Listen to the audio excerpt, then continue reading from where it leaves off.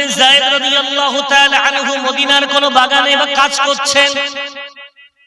হঠাৎ করে আব্দুল্লাহ ইবনে যায়েদ রাদিয়াল্লাহু তাআলা আনহুর কানে আওয়াজ গেল, ওরে আব্দুল্লাহ, তোমাদের নবী মুহাম্মদ সাল্লাল্লাহু আলাইহি ওয়াসাল্লাম ইন্তেকাল করেছেন।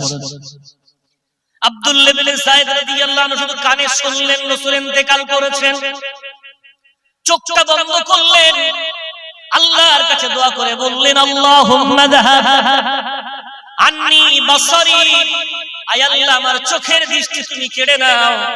যে চোখ দিয়ে তোমার হাবিবকে দেখেছি, ওই হাবিবের পর ওই চোখ দিয়ে যেন দুনিয়ায় অন্য কাউকে আর না দেখতে হয়। বাগানে বসে দোয়া করলেন, বাগান থেকে ওঠার আগে দোয়া কবুল হয়ে গেল। তৎক্ষণাৎ আল্লাহ পাক রব্বুল আলামিন আব্দুল্লাহ ইবনে যায়েদের দৃষ্টি কেড়ে নিলেন, অন্ধ হয়ে গেল। আব্দুল্লাহ ইবনে যায়েদ যতদিন বাঁচলেন চোখে আর কাউকে দেখতে পাইনি। জীবনের স্বাদ মিটে গেল, জীবনের শেষবার রাসূল কারীমকে দেখেছি, আর তারপর ওই চোখ দিয়ে অন্য কাউকে দেখা লাগেনি। রাসূল কারীমের চেয়ে শ্রেষ্ঠ তাদের চোখে আর কেউ ছিলেন না, জোরে বলা যাবে না। কি প্রেম, কি ভালোবাসা, কি ইশক! নারীরা রাসূলকে কেমন ভালোবাসেছে। বনু দিনার গোত্রের এক নারী, হয়তো শুনে থাকবেন, বিশ্বনবী উহুদের যুদ্ধে গেছেন 1000 সঙ্গী সাথী নিয়ে, কাফেররা আছে 3000-এর অধিক। যুদ্ধের সূচনা লগ্নে সাহাবাদের জয় হয়ে গেল। ঘটনাক্রমে বিশ্বনবীর আদেশ অমান্য করার কারণে শেষের দিকে যখন মুসলমানরা পরাজিত হলো, বিশ্বনবী আহত হয়ে গেলেন, কপালে জখম লাগলো, দাঁত শহীদ হয়ে গেল। আমার রাসূল একটি পাহাড়ের গর্তের মধ্যে পড়ে গেলেন, গুহার মধ্যে পড়ে গেলেন। কাফেররা মিথ্যা রটিয়ে দিল, মিথ্যা সংবাদ রটিয়ে দিল মুহাম্মদ মারা গেছে। মুহূর্তের মধ্যে এই আওয়াজ চতুর্দিকে ছড়িয়ে পড়ল। বনু দিনার গোত্রের নারীটা বাড়িতে উঠোন ঝাড়ু দিচ্ছিল, কানে আওয়াজ গেল মুহাম্মদ সাল্লাল্লাহু আলাইহি ওয়াসাল্লাম ইন্তেকাল করেছে। উঠোন ঝাড়ু দেওয়া বাদ দিয়ে দৌড়াচ্ছে, উহুদের দিকে দৌড়ায়, উহুদের প্রান্তরের দিকে দৌড়ায়। প্রতিমধ্যে একজন পথিকের সাথে মোলাকাত। পথিককে বলে, ভাই পথিক, তুমি কি উহুদের দিক থেকে আসছো? পথিক বলে, হ্যাঁ বোন, উহুদের দিক থেকে আসছি। বলে, বলো না, আমার নবীর খবর কি তোমার কাছে আছে? পথিক বলছে, না বোন, নবীর খবর জানি না, তবে চোখের সামনে দেখে এলাম তোমার আব্বাজান শাহাদাত বরণ করেছে, শহীদ হয়ে গেছে। নারীটা জবান দিয়ে শুধু বললেন, ইন্না লিল্লাহি ওয়া ইন্না ইলাইহি রাজিউন। ভাই আমার, একজন মেয়ের কাছে বাপ কতটা প্রিয়, এটা আমরা বর্তমান সমাজের দিকে তাকালে বুঝতে পারব। কোন মেয়ের যদি বিবাহ হয়, আপনার রায়গ্রামের কোন মেয়ের বিয়ে হয়েছে, ধরে নেন বারাসাত, কোন মেয়ের বিয়ে হয়েছে রাজারহাট, বাপ যদি মারা যায় আর বাড়িতে যদি উঠোন ঝাড়ু দেয় বা কোনো কাজ করে, খবর পায়, প্রতিবেশী এলাকাবাসী জানতে পারবে না আব্বা মারা গেছে। ও যদি টোটো করে আসে, ও যদি কোনো গাড়ি করে আসে, তো গাড়ির সবাই বুঝতে পারবে ওই মেয়েটার বাপ মারা গেছে। কিন্তু বিশ্বনবীর আশিকাই নারীটার দিকে তাকান, বাপ মারা গেছে, কোনো কান্না নাই, শুধু জবান দিয়ে বলছেন ইন্না লিল্লাহি ওয়া ইন্না ইলাইহি রাজিউন বলে বলছেন, ও ভাই, আমি তো তোমার কাছে আমার আব্বার কথা জিজ্ঞাসা করিনি, আমি জিজ্ঞাসা করেছি আমার রাসূল কেমন আছে, একটু বলো না আমার রাসূল কেমন আছেন। বলে, জানি না। আবার দৌড়ান, আরেকজন পথিকের সাথে মোলাকাত, তিনিও বললেন তোমার নিজের বেটা মারা গেছে। মা তার কলিজার টুকরা বেটার মৃত্যু সংবাদ শোনার পরেও কোন রকম বিচলিত না হয়ে আবার পড়লেন ইন্না লিল্লাহি ওয়া ইন্না ইলাইহি রাজিউন। আবার কিছু দূর দৌড়াতে দৌড়াতে আর একজন পথিকের সাথে মোলাকাত। সে বলল তোমার ভাই মারা গেছে। একই সাথে একই দিনে একজন নারীর উপরে তার আব্বা মারা যায়, তার ভাই মারা যায়, তার বেটা মারা যায়, তারপরে তারপরেও সেই মহিলার মনের মধ্যে কোনো হুয়াতাস নাই। দৌড়ান দৌড়ান দৌড়ান ওদের প্রান্তরে গিয়ে দেখেন সাহাবারা বিশ্ব নবীকে গোল করে ঘিরে বসে আছে। গিয়ে বলছেন আমার রাসূল কি বেঁচে আছেন? সাহাবারা বলছেন হ্যাঁ রাসূল বেঁচে আছেন। বলছেন কই স্মরণ একটু দেখি। বিশ্ব নবীকে দু চোখ দিয়ে দেখার পরে আকাশের দিকে সাত আঙ্গুলটা তুলে বললেন আমার আল্লাহ তুমি সাক্ষ্য থাকো ইয়া রাসূলুল্লাহ ইয়া হাবিবাল্লাহ কুল্লু মাসিবাতিন বা'দাকা জুলালু ইয়া রাসূলুল্লাহ আপনি আছেন মানে আপনি থাকার পরে আমার জীবনের গোটা মুসিবতগুলো অতি তুচ্ছ, দূরে বলা যাবে না। আপনি আছেন আমার জীবন আর কারণ দরকার। ভাই আমরা হাদিস শুনিনি, আমরা বুখারী শরীফের সহিহ হাদিস কিতাবুল ঈমান আনাস ইবনে মালিক রাদিয়াল্লাহু তাআলা আনহু riwayat করছে লা ইউমিনু আহাদুকুম হাত্তা আকুনা হাব্বা ইলাইহি মিন ওয়ালিদিহি ওয়া ওয়ালাদিহি ওয়ান নাসি আজমাইন। তোমরা ততদিন পূর্ণ ঈমানদার হতে পারবে না যতদিন না পর্যন্ত আমি নবী মুহাম্মদ তোমাদের কাছে তোমাদের বাপ মা তোমাদের সন্তান সন্ততি এবং গোটা পৃথিবীর মানবের চেয়ে আমি রাসূল সবচেয়ে বেশি প্রিয় না হব, ততদিন তোমরা কামিল ঈমানদার হতে পারবে না। এটা আমরা হাদিস এক দুইবার না বহু জলসায় বিভিন্ন কণ্ঠে এই হাদিসটা আমরা শুনে রেখেছি, আমরা শুনেছি, আমরা জেনেছি কিন্তু মানিনি। আর সাহাবারা শুধু শুনেনি, শুনেছেন আর মেনে নিয়েছেন। এটা জোরে জোরে বলা যাবে না। এই হলো সাহাবাদের মাঝে আমাদের মাঝে পার্থক্য। তারা জানতেন আর মানতেন, আর আমরা জানি আর ছেড়ে দিই। ওই জন্য 1400 বছর 1500 বছর হয়ে গেল নবী করিম সাল্লাল্লাহু আলাইহি সাল্লাম দুনিয়া থেকে চলে গেছেন, রাসূল চলে গেছেন। রাসূলকে যারা মেনেছেন তারাও চলে গেছেন, কিন্তু চলে যাওয়ার পরে রাসূলও যেমন জিন্দা ঠিক তার সাহাবাগুলো আজ উম্মতের মাঝে জিন্দা। জোরে বলুন অমরত্ব যদি লাভ করতে হয় অমর হয়ে যাও রাসূলের গোলাম। আরো চলে বিশ্বনবী হাবিবুল্লাহ জনাবে মুহাম্মদুর রাসূলুল্লাহ সাল্লাল্লাহু আলাইহি ওয়াসাল্লাম একদিন চাঁদনি রাতে আম্মা জান আয়েশা রাদিয়াল্লাহু তাআলা আনহার সাথে বাইরে আছেন খেজুর বাগানে, মনোরম পরিবেশ। স্ত্রীদের সাথে এমন খালি সময় দেওয়াটা এটাও সুন্নাত। ধরে বলবেন আমরা কি মনে করি স্ত্রীরা দাসী, তাদেরকে তুই তাকারি করি, অনেক তুচ্ছ তাচ্ছিল্য করি। আজকে একটা আমল করেন, অনুরোধ রাখছি অন্তর দিয়ে, আশা করি আমল করবেন। সহিহ মুসলিম শরীফের হাদিস, বিশ্বনবী নারীদের কত ভালোবাসতেন এই ব্যাপারে একটা ছোট্ট হাদিস বলছি, এই আশা নিয়ে বলছি, আশা করি আমল করবেন। আল্লাহ আপনাদেরকে আমাকে সকলকে আমল করার তৌফিক দেন, জোরে বলি আল্লাহুম্মা। ছোট্ট একটা হাদিস, কি হাদিস? বিশ্বনবীর অভ্যাস ছিল কানা লা ইয়াদুম্মু তুআমাহু কত্তু, বিশ্বনবী কখনোই তা খাদ্য খাওয়ার সময় খাদ্যের দোস্ত রুটি ধরতেন না। জোরে বলা যাবে না, খাদ্যের দোস্ত রুটি আমার রাসূল কোনদিন ধরতেন না। কেন? একজন নারী ও যখন রান্না করতে যায়, আমাদের ঘরের স্ত্রীগুলো মা বোনগুলো যখন রান্না করতে যায়, ওরা কিন্তু রান্না করতে যাওয়ার সময় কোনদিন নিয়ত করে বসে না যে আমি আজকে রান্নাটা খুব খারাপ করে রান্না করব। অভাব থাক অনটন থাক, সংসারে লাভ থাক লস থাক, মাল মশলা ঠিকঠাক থাক অথবা কম থাক, সর্ব অবস্থাতেই কিন্তু চেষ্টা করে আমি রান্নাটা খুব সুন্দর করে করব। দুনিয়ার সব পুরুষের ছুটির দিন আছে, নারীদের কিন্তু কোনো ছুটির দিন নাই। আছে ঈদের দিনে ওদের রান্না করতে হয়, ঈদের দিনেও দামি পোশাকটা পরার পরেও নিজের পরিবারের জন্য ঠিক আহারটা জোগাড় করতে হয়। ওই নারী ঠান্ডা গরম বর্ষা বাদলা হাজার কষ্ট করে 2 ঘন্টা 3 ঘন্টা ধরে রান্না করলো, ও যখন খাদ্যটা স্বামীর সামনে সন্তানদের সামনে দেয়, ও শুধু মুখ থেকে শুনতে চায় যে ওরা জবান দিয়ে বলবে আলহামদুলিল্লাহ, খাদ্যটা খুব সুন্দর হয়েছে। কেউ যদি বলে খাদ্যে নুন বেশি হয়ে গেছে, কেউ যদি বলে ঝাল বেশি হয়ে গেছে, কেউ যদি বলে খাদ্যটা খেতে আদৌ ভালো লাগেনি, ওই নারীটার 3 ঘন্টা ধরে রান্না করা যতটা কষ্ট না হয় ওই কথাটা তার চেয়ে বেশি কষ্ট দেয়।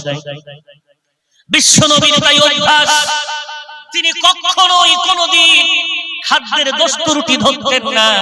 আমার রাসূল এভাবে তার নারীদেরকে, স্ত্রীদেরকে আগলে রাখতেন। খাদ্য খাওয়ার পর রাসূল বলতেন, আলহামদুলিল্লাহিল্লাযী আত'আমানা ওয়া সাকানা ওয়া জা'আলানা মিনাল মুসলিমিন। সমস্ত শুকরিয়া ওই আল্লাহ, যে আল্লাহ আমাকে এই খাদ্যটা খাওয়ালেন, এই পানিটা পান করালেন এবং আমাকে আমার আল্লাহ মুসলমানদের অন্তর্ভুক্ত করলেন। জোরে বলা যাবে না? এই খাদ্যের দোষ ধরার ব্যাপার আমরা হুজুররাও স্বীকার করছি ভাই। হুজুর বলেন, ইমাম বলেন, বক্তা বলেন, সাধারণ মানুষ বলেন, একটু যদি খাদ্য খারাপ হয়, যদি কোনো মানুষ এই সামান্য একটা সুন্নাত এটা না আনতে পারলাম, এখন রাসূলের ইশক আসেনি, রাসূলের মহব্বত আসেনি, রাসূলের মহব্বত আনতে গেলে রাসূলে কারীম এটা করেছেন, আমাকেও করা লাগবে। এটা বলা যাবে? বুঝে আসুক না আসুক, কষ্ট হোক অথবা কষ্ট না হোক, সর্ব অবস্থাতেই রাসূলের সুন্নাত শোনার পরে মেনে নেওয়ার নাম হলো রাসূলের মহব্বত। জোরে বলা যাবে? তো বিশ্বনবী আয়েশাকে নিয়ে চাঁদনি রাতে খেজুর বাগানে বসে আছে। আম্মা জান আয়েশাকে বলছেন, আয়েশা আকাশের দিকে তাকাও তো। তো আয়েশা আকাশের দিকে তাকিয়েছে, বলে আকাশের তারকারাজি দেখতে পাচ্ছ? বলে হ্যাঁ। বলে গুনো তো। আয়েশা বলছেন, ইয়া রাসূলুল্লাহ, তারা কোনদিন গুনে শেষ করা যায়? বিশ্বনবী বললেন, আয়েশা ঠিকই বলেছো, আকাশের তারকারাজি কোনদিন গুনে শেষ করা যাবে না। ও আয়েশা, তুমি কি জানো আকাশের তারকারাজি যেমন গুনে শেষ করা যায় না, ওই তারার চেয়ে আরো অগণিত নেকি আমার এক সাহাবার আমলনামায় আছে। ও আয়েশা, তার নামটা কি তোমাকে আমি বলবো? আয়েশা বললেন, ইয়া রাসূলুল্লাহ, অবশ্যই বলেন, সেই সাহাবাটার নাম কি? বিশ্বনবী বললেন, ওই সাহাবাটার নাম হলো ওমরে ফারুক, ওমর ইবনুল খাত্তাব রাদিয়াল্লাহু তাআলা আনহু। জোরে বলা যাবে? ওমর কার আব্বা জান? রাসূলের আরেক স্ত্রীর নাম হলো হাফসা রাদিয়াল্লাহু আনহা। হাফসার আব্বা জানের নাম ওমর, আর আয়েশার আব্বা জানের নাম আবু বকর সিদ্দিক রাদিয়াল্লাহু আনহু। এখন আয়েশার সামনে যদি হাফসার আব্বার প্রশংসা হয়, আম্মা জান আয়েশার মন খারাপ হবে না? হবে? কথা বল। নারীর মৌলিক গুণ, আব্বা নিয়ে যদি কেউ প্রশংসা না করে অন্য কারো আব্বার প্রশংসা করে তো একটু হবে। রাসূল বুঝতে পেরেছেন। বিশ্বনবী বললেন, আয়েশা রে, আমি কি তোমাকে আরেকটা ঘটনা শোনাবো? বলেন ইয়া রাসূলুল্লাহ, অবশ্যই শোনান। ও আয়েশা, তুমি শোনো শোনো, ওই যার কথা বললাম ওমর, ওর আমলনামায় আল্লাহ এত নেকি লিখে রেখেছে, তারকারাজি যেমন গুণে শেষ করা যায় না, ওমরের আমলনামার নেকি গুণে শেষ করা যাবে না। শুধু ওমর নয়, আমার পৃথিবী যত উম্মত আছে তাদের জীবনের সব আমলনামা যদি এক পাল্লায় রাখা হয়, আর আমার এক সাহাবা আছে তার এক রাতের আমল যদি আরেক পাল্লায় রাখা হয়, আমি রাসূল বলছি ওই সাহাবার এক রাতের আমলটা গোটা পৃথিবীর উম্মতের আমলনামার চেয়ে এক রাতের আমলটা ভারী হয়ে যাবে। জোরে জোরে বলা যাবে না? কে সে ইয়া রাসূলুল্লাহ? শুনবে? বলেন না ইয়া রাসূলুল্লাহ। রাসূল বলছেন, ওই সাহাবাটার নাম হলো আমার প্রিয় সাহাবা আবু বকর সিদ্দিক রাদিয়াল্লাহু আনহু। জোরে হবে না? কি নাম? আবু বকর সিদ্দিক। ব্যাস, বিশ্বনবী হাবিবুল্লাহ এক রাতের আমল আবু বকরের বললেন, এক রাতের আমল গোটা পৃথিবীতে যত সাহাবা, যত আল্লাহর ওলি, যত সুফি দরবে, যত আলেম ওলামা, তাদের জীবনের গোটা আমল এক পাল্লায়, আর আবু বকর সিদ্দিকের এক রাতের আমল এক পাল্লা। আবু বকরের আমলটা ভারী, মানে এত দামি আমল আবু বকর কি করে অর্জন করলেন? কোরআন সাক্ষী, পারা নম্বর 10 পৃষ্ঠা নম্বর 12, সূরার নাম সূরা তাওবা। ইযহুমা ফিল الغار إذ يقول لصاحبه لا تحزن إن الله معنا سيدنا আবু বকর সিদ্দিক রাদিয়াল্লাহু তাআলা আনহু গারে সূরের মধ্যে বসে আছেন বিশ্বনবী রাসূল করিম সাল্লাল্লাহু আলাইহি ওয়াসাল্লাম আছেন গারে সূরের লম্বা ঘটনা অনেকগুলো কাহিনী সম্বন্ধে হাদিসে বর্ণিত তবে শেষের দিন তৃতীয় দিন যেদিন গুহা ছেড়ে চলে যাবেন ওই দিন সকালে কাফেররা গুহার মুখে ঘোরাফেরা করছে আবু বকর সিদ্দিক এই দৃশ্য দেখার পর বিশ্বনবীকে মা যেমন নিজের সন্তানকে বুকে জড়িয়ে নেয় ঠিক বিশ্বনবীকে নিজের বুকের তলায় নিয়ে গোটা দেহটা ঢাল বানিয়ে দিয়েছে রাসূল করিম বলেছেন আবু বকর তুমি এমন করে আমাকে ঢেকে নিচ্ছ কেন আবু বকর সিদ্দিকের দেহ থরথর করে কাঁপে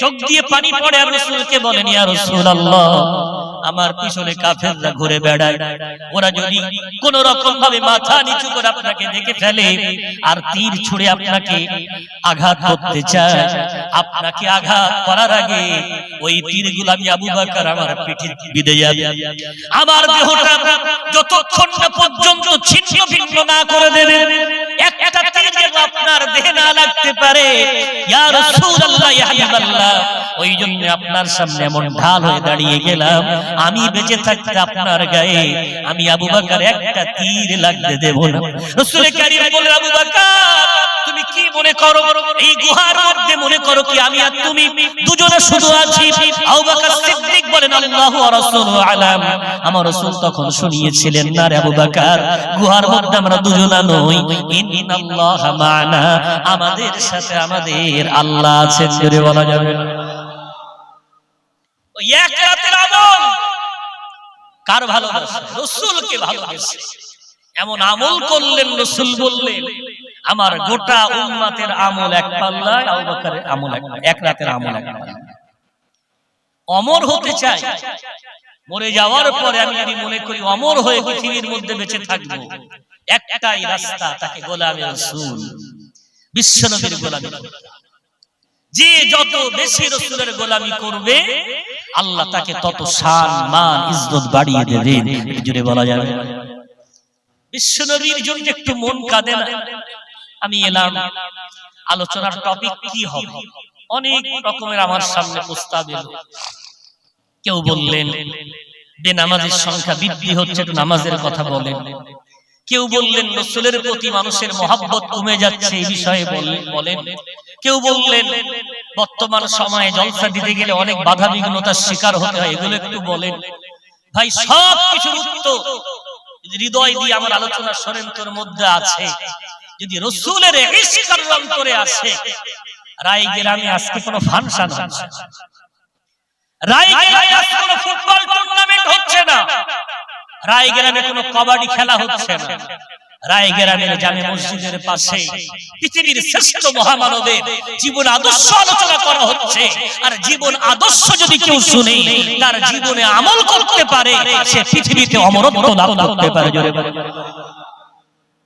ফতোয়া খুঁজতে যায় কারা এরা হিংসু নবী দিবস দেওয়া বেদাত কি বেদাত না জায়েজ না না জায়েজ ওরা ফতোয়া খুঁজতে যায় আমরা তো নবী দিবস শুধু নয় আমরা রাসূলের আশিক রাসূলের সুন্নাত যেখানেই পাবো সেখান থেকেই নবী এটা আমাদের প্রেম এটা আমাদের ইশক সেটা রবিউল আউয়াল হোক সেটা মুহররম হোক সেটা জামাদিউল উলা হোক জামাদিউস সানি হোক রজব হোক রাসূলের কথা আলোচনা হচ্ছে আমি শুনবো মানবো ব্যাস আমি হব আশিক রাসূল এক জোরে বলা যাবে এটা হবে মূল টার্গেট কখন দিচ্ছে কেন দিচ্ছে কি জন্য দিচ্ছে সব দেখার দরকার আমি বললাম না রাসূলের সুন্নাত হ্যাপি বিশ্বনবীর আশিক যদি আমরা না হতে পারলাম তাহলে আমরা কত নিকৃষ্ট সহিহ বুখারীর হাদিস বিশ্বনবী মদিনায় যাওয়ার পরে রাজ কায়েম হলো ইসলামী খেলাফত কায়েম হলো মসজিদে মানুষের ভিড় বাড়ল রাসূল বললেন অমুক এক নারী আছে তার এক দাস আছে শুনলাম খুব ভালো ফার্নিচারের কাজ জানে ওকে খবর পাঠাও আমাকে যেন একটা মেম্বার বানায় মেম্বার ইতিপূর্বে মেম্বার ছিল খবর চলে গেল।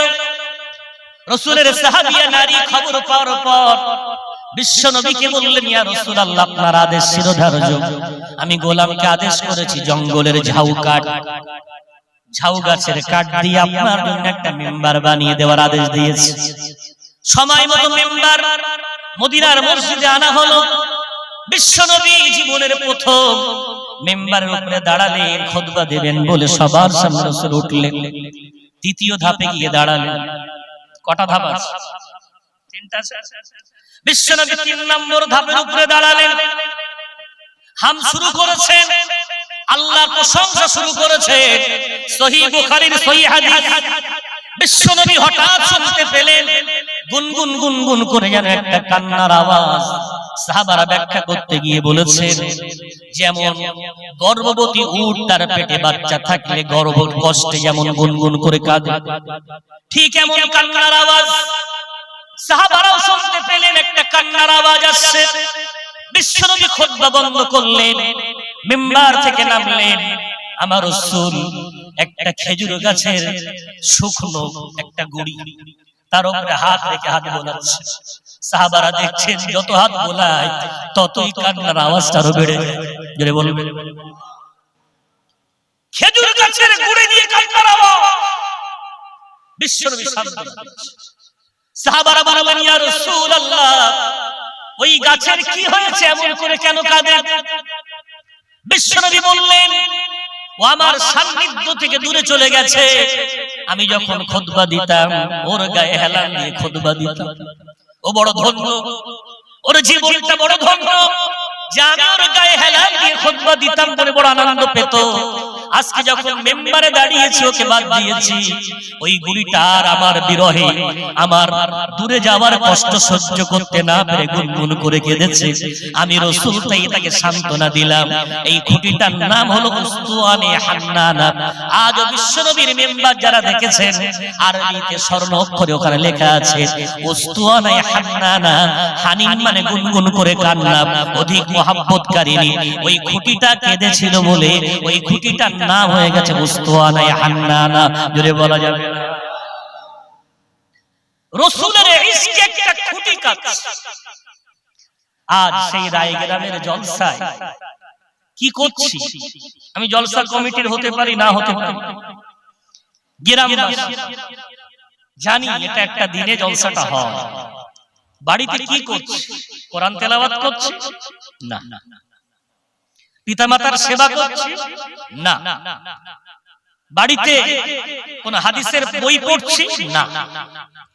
জেগে যদি থাকি মোবাইল দেখছি, অথবা গল্প করছি, অথবা দুনিয়ার কোন কাজে লিপ্ত আছি। আবার বুক ভরা আশা আমি রাসূলের উম্মত। আহারে উস্তুয়ানে হান্নানা, বিশ্বনবীর জুদাই সহ্য করতে না পেরে গুনগুন করে কাঁদে। আমি কি জানি আগামী বছর রাসূলের আলোচনা যেদিন এই মজলিসে হবে, আমি সেদিন বেঁচে থাকবো না মারা যাব? এই দুনিয়ার বুকে আমার অস্তিত্ব থাকবে না মিটে যাবে? আমি যদি কবরে আগামী বছর শুয়ে পড়ি তো আমার কথাটা কি গ্রামের মানুষ মনে রাখবে?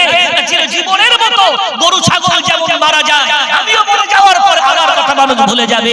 আল্লাহ ভালো জানেন। কিন্তু আমি যদি মুহাব্বতে এইখানটাই বসতে পারি, আগামী বছর যদি এই ভাইটা বেঁচে থাকেন তো পাশে তাকিয়ে দেখবে আমার সেই বাবাজিটা নাই, ওর মনে উঠে যাবে গত বছর একসাথেই বসে বিশ্বনবীর ভালোবাসার জলসা শুনেছিলাম। আহারে আজকে আমার ভাইটা কবরে শুয়ে আছে। ও আল্লাহ, আমার ভাইটার আযাবে কবরকে তুমি মাফ করে দাও। ও যদি একবার দোয়া করে দেয়, ওই দোয়াটাই আপনার কবরে আল্লাহ নাজাতের জরিয়া বানিয়ে দিতে পারে। ফতোয়া খুঁজতে যায়, কারা দিচ্ছে কারা দিচ্ছে না এই সব না। রাসূলের ইশক, রাসূলের ভালোবাসা। খুঁটি যদি রাসূলকে এত ভালোবাসে, আমি কেন? আরো চলে। বিশ্বনবী হাবিবুল্লাহ জনাবে মুহাম্মদুর রাসূলুল্লাহ সাল্লাল্লাহু আলাইহি ওয়াসাল্লাম সফরে যাচ্ছে। এটাও সহিহ মুসলিম শরীফের হাদিস, আবু দাউদ শরীফ সম্ভবত এসেছে। নবী কারীম যাচ্ছে, হঠাৎ করে একটা উট রাসূলকে দেখে সিজদায় পড়ে গেছে। রাসূলের সামনে কপালটা ধুলায় বালুতে রগড়াচ্ছে। সাহাবারা বলছেন, ইয়া রাসূলুল্লাহ, অবলা জীব আপনার সামনে সে সিজদা দেয়, আপনার সম্মানে মাথা ধুলাইলো বলে দেয়, আমরা শ্রেষ্ঠ উম্মত হয়ে আপনার সামনে কি সিজদা দেব না? রাসূল কারীম বললেন না, ও আমার সাহাবারা, যদি আমার সামনে সিজদা দেওয়া আমি কাউকে বৈধ করতাম তাহলে বলতাম, ও দুনিয়ার মানবেরা যদি সিজদা দিতেই হয়, ও দুনিয়ার নারীরা যদি সিজদা দিতেই হয়, স্বামীর সামনে তোমরা সিজদা দাও। সিজদা যদি জায়েজ থাকতো আল্লাহ ছাড়া কারোর সামনে দেওয়া, তাহলে স্ত্রীদেরকে বলতাম স্বামীদের সামনে সিজদা দিতে। তোমরা সিজদা দেবে না, সিজদা একমাত্র আল্লাহর জন্য দেবে। তবে অবলা জীব ওরা আমার সম্মানার্থে আমার সামনে ঝুঁকে গেছে আমার নবুয়তকে মেনে নিয়ে। এর বলা যায় বিদায়ী হজ 10ম হিজরিতে রাসূল কারীম ইন্তেকাল করার আগের বছর নবী কারীম কুরবানি করছেন। এক হাতে কোন কোন বর্ণনায় 63টা উট জবাই করেছে। কতটা? বিশ্বনবী হাবিবুল্লাহ উট জবাই করতে লেগেছেন। সাহাবাদের রিওয়ায়াত, সাহাবারা বলছেন আমরা দেখছি রাসূল কারীম যখন তলোয়ার নিয়ে বিসমিল্লাহি আল্লাহু আকবার বলে উটকে ছুরি মারার চেষ্টা করছেন, আমার রাসূল একটা উটকে নাহার করার পর কোন উটকে নাহার করবেন আমার রাসূল ঠিক করতে পারছেন না। সব উটগুলো বিশ্বনবীর সামনে গলাগুলো বাড়িয়ে দিয়ে প্রতিযোগিতা করছে, ইয়া রাসূলুল্লাহ আপনার পবিত্র হাত দিয়ে আমাকে কুরবান করে দেন। উটেরা নিজের জীবন উৎসর্গ করার জন্য রাসূলের সামনে এভাবে প্রতিযোগিতা করছে। এই ছিল সাহাবাদের অবলা জীব, অবলা বস্তু রাসূলের প্রতি ইশক এবং ভালোবাসা। আজ আমরা আশরাফুল মাখলুকাত, সৃষ্টির সেরা বলে দাবি করি। আজ আমাদের অন্তরে কতটুকু ভালোবাসা এসেছে, কতটুকু মহব্বত রাসূলকে করতে পেরেছি, কতটুকু প্রেম ওই রাসূলকে করতে পেরেছি। আপনারা নিশ্চয়ই অবগত আছেন, চতুর্দিকে একটা খবর ছড়িয়ে পড়েছে, সবাই টেনশনে আছি। মাইকের সাউন্ড নির্দিষ্ট একটা ডেসিবেল বেঁধে দেওয়া হয়েছে, তার মধ্যে রাখতে হবে, অন্যথায় মাইক খুলে দেওয়া হবে। তাই মসজিদের অনেক জায়গার আযান মাইকে বন্ধ হয়ে গেছে, অনেক জায়গার মাইক খুলে দেওয়া হয়েছে। এই নিয়ে মনে মনে আপনাদের একটু দুঃখ বেদনা, অনেকের কষ্ট, অনেক রকমের মতামত আপনারা দিতে পারে, কিন্তু চলেন না আযানের ইতিহাস জেনে আসি। আযান নামাজ ফরজ হয়েছে বিশ্বনবীর বয়স যখন 50 বছর। কত বছর? 50। মক্কায় রাসূল কারীম আছেন, মেরাজ হচ্ছে 50 বছর বয়সে, মেরাজের রাতে নামাজ ফরজ হচ্ছে। মক্কায় থাকাকালীন বিশ্বনবী 3 বছর মক্কায় থাকেন। নামাজ ফরজ হওয়ার পর কত বছর? 3 বছর। 53 বছর পর্যন্ত নবী করিম মক্কায় থাকলেন, কোনো আযান হয়নি। খুব ভালো করে শুনেন, জানতে হবে। মক্কায় 3 বছর বিনা আযানে নামাজ হয়েছে, মদিনায় নেই। প্রথম হিজরিতে কোনো আযান হয়নি। দ্বিতীয় হিজরিতে সাহাবাদেরকে নিয়ে রাসূল কারীম বসলেন নামাজের জন্য। আযান মানে ইলান, ঘোষণা। মানুষকে নামাজের জন্য আহ্বান করতে হবে। কিভাবে আহ্বান করা যায়? সহিহ বুখারী, সহিহ মুসলিম, আবু দাউদ, তিরমিজি, বহু হাদিস গ্রন্থে এই হাদিসটা এসেছে। সাহাবারা এক হয়ে গোল হয়ে বসলেন, মশওয়ারা হচ্ছে। কিছু সাহাবা বললেন, ইয়া রাসূলুল্লাহ নামাজের জন্য ঘন্টা বাজানো হোক। বিশ্বনবী বললেন, না, ওটা অন্য জাতির একটা নিদর্শন, ওটা করা যাবে না। কিছু সাহাবা বললেন, আগুন জ্বালানো হোক, মানুষ দূর থেকে ধোঁয়া দেখতে পাবে, মনে করবে নামাজের সময় হয়ে গেছে। রাসূল বললেন, না, এটা আরেকটা জাতির নিদর্শন। কোন সাহাবা বললেন, শঙ্খ বাজানো হোক, শাঁখে ফুঁক দিলে অনেক দূর থেকে মানুষ আওয়াজ পাবে। রাসূল বললেন, না। কোন সাহাবা বললেন, পতাকা তুলে দেয়া হোক, নামাজের সময় হলে পতাকা তুলে দেয়া হবে, দূর থেকে পতাকা বাতাসে নড়বে, মানুষ বুঝে যাবে নামাজের সময় হয়ে গেছে। রাসূল বললেন, না। ওমরে ফারুক বললেন, ইয়া রাসূলুল্লাহ তাহলে একটা কাজ করেন, কোন মানুষকে গ্রামে পাঠিয়ে দেন, ঘোষণা দিয়ে আসবে আসসালাতু কাইমা, নামাজ দাঁড়িয়ে যাচ্ছে, তাড়াতাড়ি তোমরা নামাজের জন্য এসো। রাসূল বললেন এটা করা। তো সাহাবা দৌড়ে উত্তর দিকে ডাক দিয়ে এলেন, ওরা চলে এলো, দক্ষিণ দিকে গেলেন, ওরা এলো পূর্ব দিকে গেলেন, ওরা এলো পশ্চিম দিকে গেলেন, কিন্তু যারা প্রথমে আসছে এরা বোর হয়ে যাচ্ছে, এতগুলো মানুষ আসবে তারপরে নামাজ, সমস্যা এক কথা। এই অবস্থায় নামাজ চলছে। এখন বিশ্বনবীর সাহাবা যায়েদ রাদিয়াল্লাহু আনহু রাতের স্বপ্ন দেখছেন, কোন একজন বাজারে বিক্রেতা শাক বিক্রি করছে, শঙ্খ বিক্রি করছে। যায়েদ রাদিয়াল্লাহু তাআলা আনহু বললেন, ও ভাই তুমি কি শঙ্খটা বিক্রি করবে? বিক্রেতা বলছে, তুমি কি করবে শাক নিয়ে? সাহাবা বলছেন, আমরা নামাজের জন্য মানুষকে ঘোষণা দেব। তখন ওই ব্যক্তি ঘুমের মধ্যে বিক্রেতা তাকে বলছেন, সাহাবাকে বলছেন, আমি কি এর চেয়ে ভালো কথা তোমাকে আযানের জন্য শিখিয়ে দেব না? সাহাবা বলছেন, অবশ্যই শিখিয়ে দেন। ঘুমের মধ্যে বিক্রেতা সাহাবাকে শেখাচ্ছেন, আল্লাহু আকবার, আল্লাহু আকবার, আল্লাহু আকবার, আল্লাহু আকবার। আযানের এই আওয়াজগুলোকে এক করে সাহাবাকে ঘুমের মধ্যে আল্লাহ পাক রব্বুল আলামিনের তরফ থেকে শিখিয়ে দেওয়া হলো। সাহাবা দৌড়ে এলেন বিশ্বনবীর দরবারে, ঘুম থেকে উঠে এসে বললেন, ইয়া রাসূলুল্লাহ, আমি এমন স্বপ্ন দেখেছি, আর স্বপ্নের মধ্যে নামাজের মধ্যে এমন কথা আমাকে শেখানো হয়েছে। রাসূল কারীম শুনেই বললেন, আমারও মনে পড়েছে, তাই নামাজের জন্য আহ্বান, জোরে বলা যাবে না। রাসূল বলে, আমার মনে পড়েছে। তার মানে নবী কারীম জান্নাতের মধ্যে আওয়াজটা শুনতেন, কিন্তু আল্লাহ দীর্ঘদিন ভুলিয়ে রেখেছিলেন। সাহাবার কাছ থেকে শোনা মাত্রই রাসূল বললেন, আমার মনে পড়ে গেছে, এটাই নামাজের আহ্বান, জোরে বলা যাবে। রাসূল কারীম বললেন, যায়েদ তোমার আওয়াজ একটু স্লো, বিলালের আওয়াজ খুব উচ্চ, এসো তুমি শব্দগুলো বলো, আমি বিলালকে আযান শিখিয়ে দিই। বেলালকে আযান শেখাচ্ছেন আমাদের নবী, প্রিয় নবী মুহাম্মদ আরবি সাল্লাল্লাহু আলাইহি ওয়াসাল্লাম, জোরে বলবেন। বিশ্ব নবী হাবিবুল্লাহ জনাবে মুহাম্মদুর রাসূলুল্লাহ সাল্লাল্লাহু আলাইহি ওয়াসাল্লাম বেলালকে আযান শিক্ষা দিচ্ছেন। বেলাল আযানের শব্দগুলো শুনলেন, শোনার পরে বিশ্ব নবী মাটির একটা উঁচু জায়গা বানিয়ে দিলেন, যেখানে দাঁড়িয়ে বেলাল চতুর্দিকে যেন ফিরে ফিরে আযানের শব্দগুলো বলতে পারে। বেলাল দাঁড়িয়ে আযান দেয়, গোটা মদিনার মানুষ আযান শোনা মাত্রই বিশ্বনবীর মসজিদে কানায় কানায় মানুষ ভিড় করে। মাইকে নয়, শুধু মুখের আওয়াজে গোটা মদিনার এমন কোন ঘর বাড়ি নাই। সাহাবারা বলতেন, আযান হয়ে যাওয়ার পরে কোন শত্রু যদি আমাদের ঘরে আক্রমণ করত, আক্রমণ করলে আমাদের ঘরগুলো খালি পাবে, কাউকে পাবে না। ওখানে যদি পায় একদল অসুস্থ মানুষকে খুঁজে পাবে, ঘরের মধ্যে যদি কাউকে পায় একদল মুনাফিককে খুঁজে পাবে। এমনকি নারীরাও বাচ্চাগুলোকে বুকে নিয়ে রাসূলের পিছনে নামাজ আদায় করার জন্য চলে আসতে, জোরে বলা যাবে না। আযান, মুখের আযানের এত পাওয়ার, মসজিদ ভরে যায়। তাহলে বিশ্বনবীর জামানায় মুখের আযানে যদি সাহাবারা মসজিদ ভরিয়ে তুলতে পারেন, তাহলে তাদের ঈমান কত পাওয়ারফুল।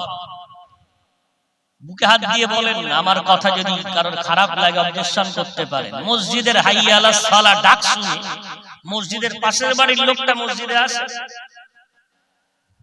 কথা বলে, হাইয়া আলাস সালাহ অত জোরে মাইকে বলার পর ওর কানে এমন পর্দা পড়েছে যে পর্দা কোরআনে আল্লাহ বলেছে।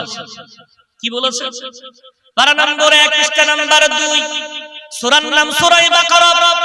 ইন্নাল্লাযীনা কাফারু সাওয়াউন আলাইহিম আআনযারতাহুম আম লাম তুনযিরহুম লা ইউমিনুন।